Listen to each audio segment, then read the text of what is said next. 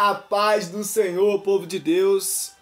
Nesta oportunidade eu lhe convido a aprender comigo um pouco sobre o livro de Neemias, que o mesmo o escreveu.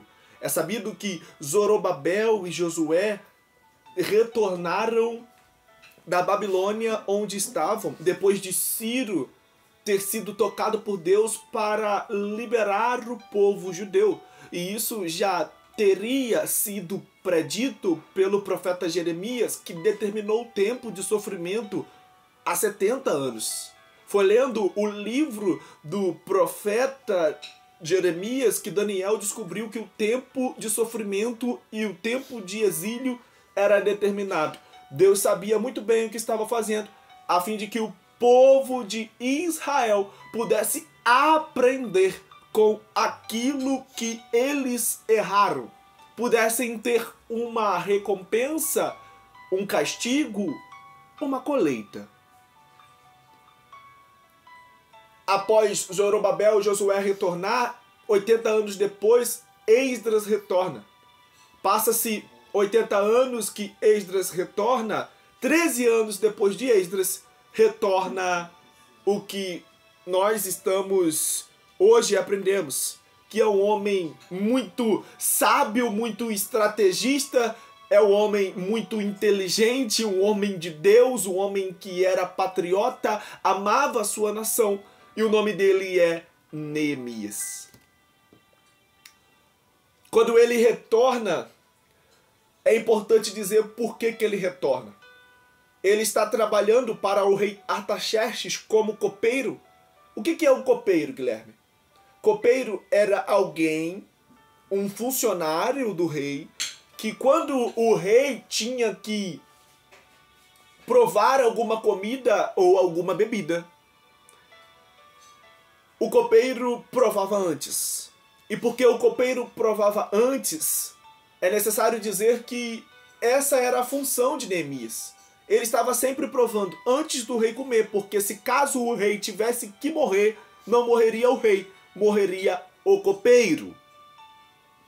E enquanto ele está lá trabalhando para o rei, enquanto ele está sendo valorizado para o rei, enquanto ele está exercendo as suas funções, Anani, com um grupo de pessoas, chega dando a notícia que os muros de Jerusalém estão destruídos e que também as portas estavam queimadas, a cidade foi saqueada. E é por isso, exatamente por isso, que Esdras, nesse momento, assenta-se, chora, lamenta e desabafa com Deus. Sabe o que eu acho interessante? É que depois disso, depois dele se assentar, depois dele chorar, depois ele fazendo esse desabafo para Deus, ele ora, ele jejua, ele se compromete em mudar a história do teu povo. A principal função de Esdras na sua vida foi se comprometer com a restauração civil, pois se os muros estavam destruídos, era sinal de que a cidade estava sem segurança, pois a segurança naquela época era exatamente os muros. Era como se fosse a polícia da localidade, a segurança, a proteção. E é por causa disto que Neemias se preocupa tanto. É por causa disto que Neemias chora. É por causa disto que Neemias, como eu disse, lamenta. Ele se entristece porque na mente dele, o povo dele está desprotegido. E quando ele vai servir o rei Artaxerxes vê que ele está com semblante triste, conversa com ele e depois o libera. O libera para que ele pudesse colaborar na reconstrução do templo. Neemias é um homem tão inteligente, tão prático, tão sábio que ele foi para Israel e quando ele chegou em Israel, ele não começou a construir. Ele ficou 3 dias somente analisando o contexto e trabalhando em cima da necessidade. Ele queria restaurar a condição política do povo. E ainda tem crente que fala que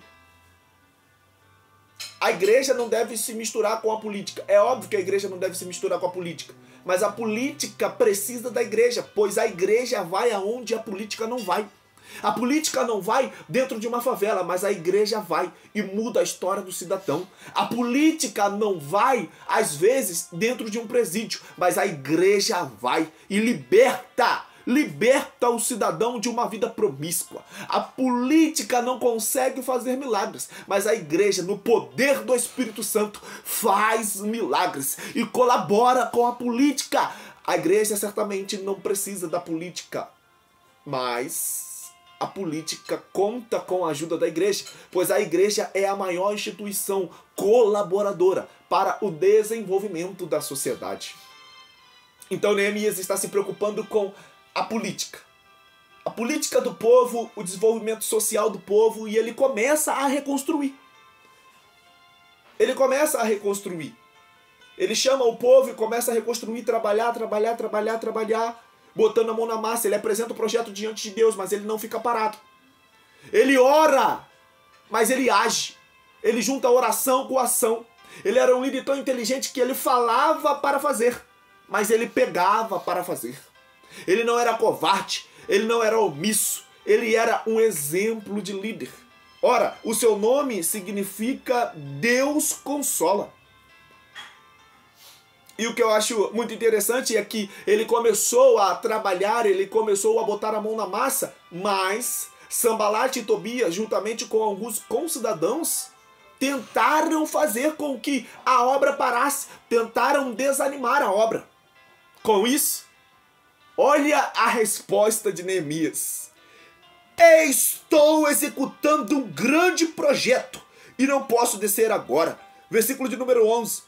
Eu lhe afirmei, deveria fugir um homem como eu? Alguém com a minha responsabilidade deveria sair correndo e trancafiar-se no templo tentando salvar a própria pele?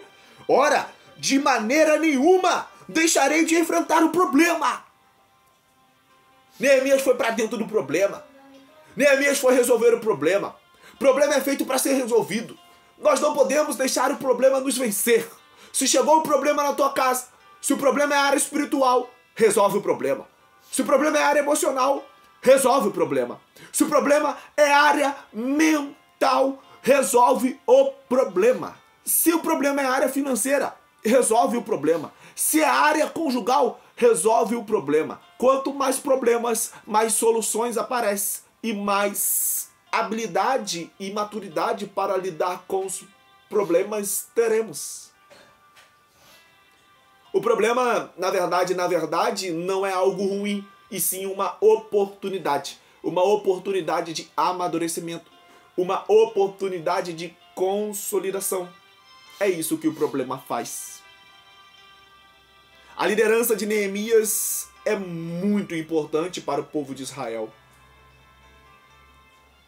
A divisão do seu livro, do capítulo de número 1 a 2, é o retorno do povo, de 3 a 7, reconstrução dos muros, de 2 a 10, reavivamento do povo, de 11 a 13, dedicação dos muros e a reforma de Neemias. Como disse, em 52 dias, ele fez uma obra parada acontecer, porque ele tinha atitude, ele era um homem de oração, mas também era um homem de ação. O que adianta orar tanto? O que adianta falar tanto, mas não fazer nada? É preciso fazer, é preciso meter a mão na massa. Precisamos, de uma vez por todas, conectar oração com ação, e a nossa vida mudará. Precisamos, de uma vez por todas, entregar para Deus aquilo que é extraordinário, mas o ordinário é nossa responsabilidade. É por isso que ele disse, isso é responsabilidade minha. Eu não deixarei de enfrentar o problema. O que ele estava dizendo é, eu vou para cima do problema. No momento de avivamento, Neemias colaborou para que o povo vivesse um avivamento espiritual. Ele era amigo de Esdras, ele estava disposto a mudar o contexto do povo. Enfim, Neemias aponta singularmente, especialmente, preciosamente para Jesus. Porque ele chegou em um tempo em que tudo estava destruído e reconstruiu. Ele era um líder que, antes de falar para fazer, fazia. Era isso que Jesus fazia. Ele orava primeiro e depois ele ensinava a orar. Ele fazia discípulos e depois ele ensinava a fazer discípulos. Ele pregava e depois ele ordenava a pregação. Neemias, como o teu nome significa Deus consola, viveu para cumprir aquilo que o teu nome significava. Da mesma forma que Cristo. Mateus capítulo de número 11 e versículo de número 28. Vinde a mim, todos vós que estáis cansados e oprimidos, e eu vos aliviarei. Tomai sobre vós o meu jugo e aprendei de mim, que sou manso e humilde de coração, e encontrareis consolo para as vossas almas. Neemias, através do seu comportamento, através do seu nome, através das suas ações, tipifica Cristo. E não tem coisa melhor do que encontrarmos Cristo na Bíblia Sagrada. Eu sempre digo que Deus é o criador da Bíblia. Jesus é o tema central. E o Espírito Santo é o nosso mestre, é o nosso professor. Fico aqui, que Deus abençoe a sua vida, que Deus abençoe a sua família, como eu sempre digo e torno a repetir. A minha intenção é que vocês sejam muito abençoados através das ministrações que aqui me comprometo a ministrar. E se posso pedir um favor, é que você aí que foi abençoado por essa palavra, se não for cair teu dedo, óbvio, se for cair não precisa. Curta, comente e compartilhe, a fim de que mais almas sejam alcançadas. E isso é só se você foi abençoado por essa palavra. Se você foi abençoado por essa palavra, se você entendeu que isso abriu a tua mente, se você entendeu que você acordou para isso, me ajude, pois eu conto com o seu auxílio para proclamar a palavra de Deus. Estamos envolvidos nessa grande obra, pela qual não devemos parar.